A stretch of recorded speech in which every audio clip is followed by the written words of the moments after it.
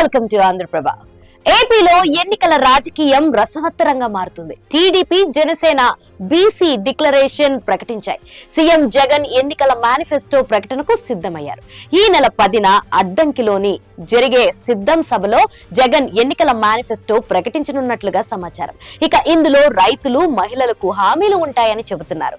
దీంతో చివరి సిద్ధం సభ చరిత్రలో నిలిచిపోయేలా నిర్వహించేందుకు వైసీపీ నేతలు ఏర్పాట్లు చేస్తున్నారు.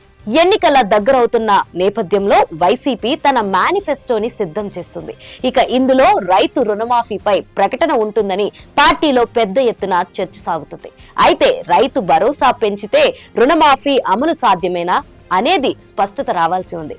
ప్రస్తుతం అందిస్తున్న పెన్షన్ 3,000 నుంచి 4,000కు 4 విడతలుగా పెంచేలా హామీ ఇవ్వనున్నట్లు తెలుస్తుంది. పొదుపు సంఘాల మహిళలకు ప్రస్తుత హయాంలోనే రుణమాఫీ చేయడంతో వారికి ఆర్థికంగా ప్రయోజనం కలిగే హామీలను ప్రకటిస్తారని చెబుతున్నారు. ప్రస్తుత హామీలు కొనసాగిస్తూనే కొత్త హామీల ప్రకటన ఉంటుందని భావిస్తున్నారు.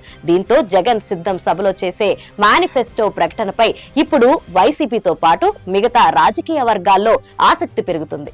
ఇక ప్రశాంత్ కిషోర్ చెప్పిన మాటల్లో విశ్వసనీయత లేదని, ఆ మాటల వెనుక దురుద్దేశం ఉందన్నారు. వేమిరెడ్డి తనకు మంచి మిత్రుడని, రాజకీయం వేరు, స్నేహం వేరని చెప్పుకొచ్చారు. జిల్లా మీద తనకు పూర్తిగా అవగాహన ఉందన్నారు. రాజ్యసభ సభ్యుడిగా ఉంటూ జిల్లాను అభివృద్ధి చేశానని చెప్పుకొచ్చారు. పార్టీకి, ప్రజలకు నిరంతరం అందుబాటులో ఉంటానన్నారు. సిద్ధం సభలో జగన్ ప్రకటించే మేనిఫెస్టోలో అన్ని రంగాల ప్రజలకు చెందిన అంశాలు ఉంటాయన్నారు. ప్రస్తుతం రైతులకు ఇస్తున్న వైఎస్ఆర్ రైతు భరోసా 20,000కు పెంచుతారని భావిస్తున్నారు.